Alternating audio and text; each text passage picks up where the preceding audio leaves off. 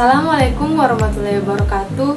Shalom, saya mahasiswi dari Universitas Megareski Makassar. Video ini saya buat untuk menyelesaikan UAS dari mata kuliah Anatomi dan Fisiologi dengan dosen pengampu Dr. Rika Handayani, SKM MKes.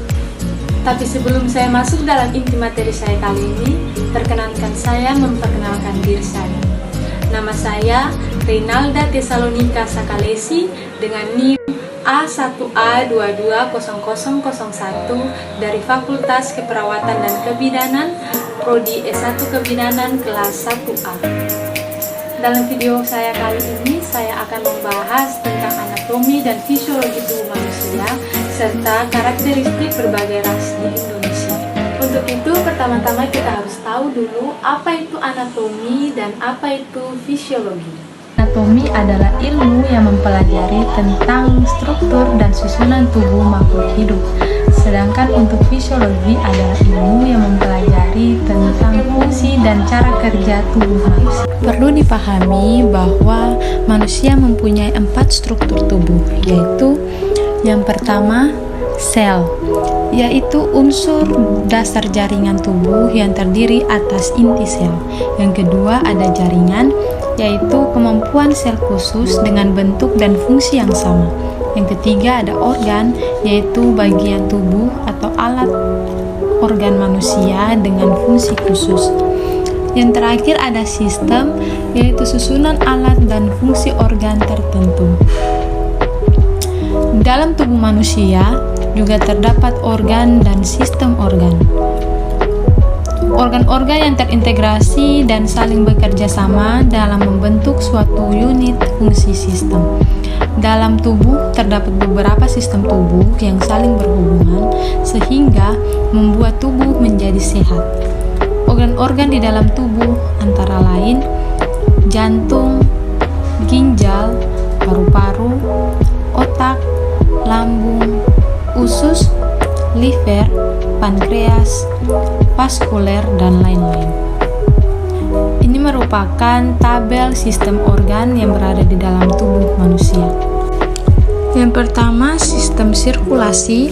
Organ yang terlibat di dalam sistem sirkulasi yaitu jantung dan darah. Fungsinya untuk menyalurkan darah melalui jaringan yang ada di dalam tubuh. Selanjutnya, sistem pernapasan. Organ yang terlibat dalam sistem pernapasan yaitu hidung, faring, laring, trakea, bronkiolus, dan dada. Fungsi dari sistem pernapasan yaitu untuk pertukaran karbon dioksida dengan oksigen dan menyebabkan perubahan konsentrasi ion hidrogen. Selanjutnya pada sistem pencernaan, organ yang terlibat dalam sistem pencernaan adalah mulut, faring, esofagus, perut, usus, kelenjar ludah, pankreas, hati, dan empedu.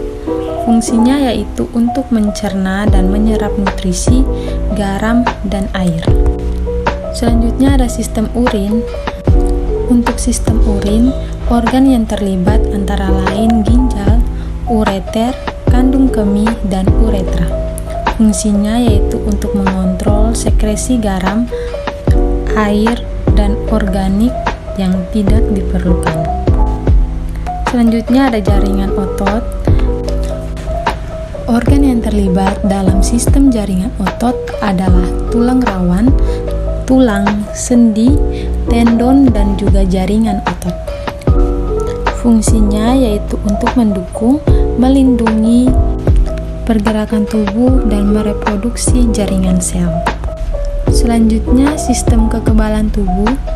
Organ yang terlibat dalam sistem kekebalan tubuh adalah jaringan sel darah putih, pembuluh limpa, timus, dan jaringan limpa. Fungsinya yaitu untuk mengembalikan peredaran darah dan informasi sel darah. Dalam sistem saraf, organ yang terlibat yaitu otak, jaringan spinal, saraf tepi, dan ganglia, serta organ-organ penting. Fungsinya yaitu untuk mengkoordinasikan aktivitas tubuh, kesadaran, dan pembelajaran. Selanjutnya ada sistem integumen. Organ yang terlibat yaitu kulit. Fungsinya untuk memproteksi luka dan dehidrasi dan untuk pengaturan temperatur. Selanjutnya sistem reproduksi. Pada organ yang terlibat dalam sistem reproduksi baik pria maupun wanita, yaitu untuk pria terdapat testis, penis, dan kelenjar. Untuk wanita terdapat ovarium, saluran uterin, uterus, vagina, dan kelenjar susu. Untuk fungsinya bagi pria yaitu untuk memproduksi sperma, dan untuk fungsi wanitanya untuk memproduksi sel telur. Yang terakhir ada sistem endokrin. Organ yang terlibat dalam sistem endokrin adalah seluruh kelenjar hormon sekresi, pankreas, testis, ovarium, hipotalamus, ginjal, pitulari, tiroid, paratiroid, adrenalin, usus, timus, hati, dan pineal. Fungsinya yaitu untuk mengatur dan mengkoordinasikan berbagai kegiatan tubuh. Selain itu juga terdapat sistem rangka atau skeletal. Kerangka tubuh manusia terdiri dari susunan berbagai macam tulang yang satu sama lainnya terhubung. Terdiri dari 8 buah tulang kepala, 25 buah tulang rangka dada, 14 buah tulang wajah, 26 buah tulang belakang dan panggul, 6 buah tulang telinga dalam, 64 buah tulang lengan, 1 buah tulang lidah, dan 62 buah tulang kaki. Kita masuk pada sistem otot atau muskulo. Sistem otot terdiri dari 650 otot yang membantu pergerakan aliran darah dan fungsi tubuh lainnya.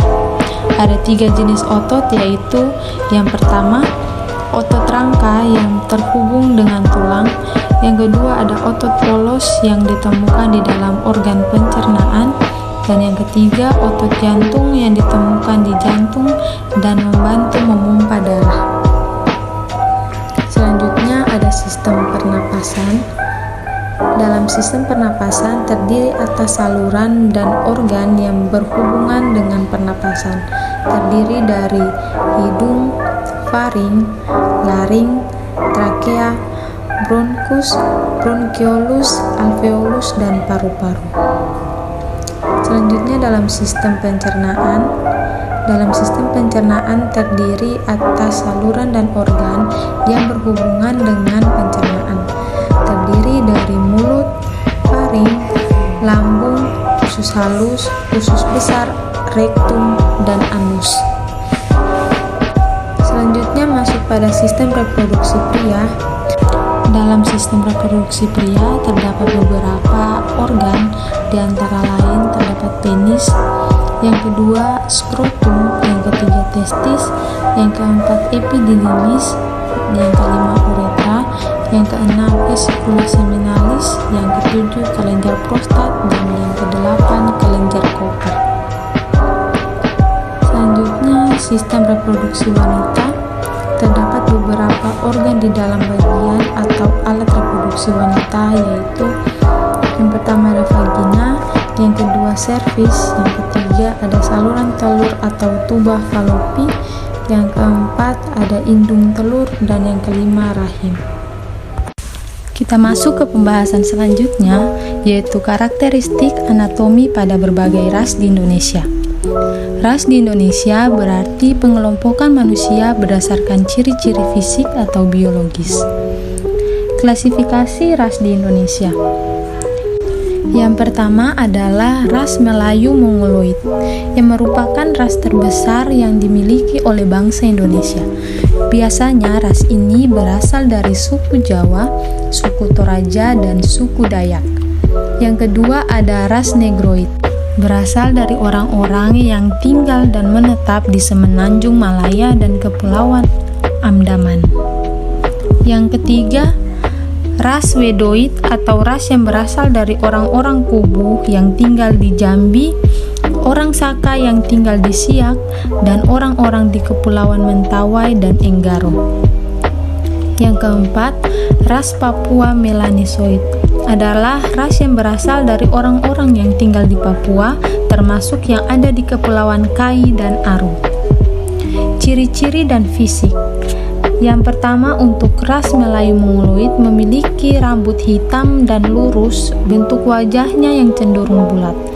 Yang kedua, ras Negroid adalah mereka yang memiliki kulit hitam, rambut keriting kecil namun berbadan kecil.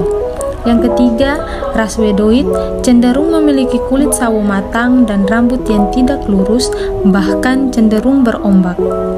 Yang keempat, ras Papua Melanesoid cenderung sama seperti ras Negroid, namun mereka memiliki bibir yang lebih tebal.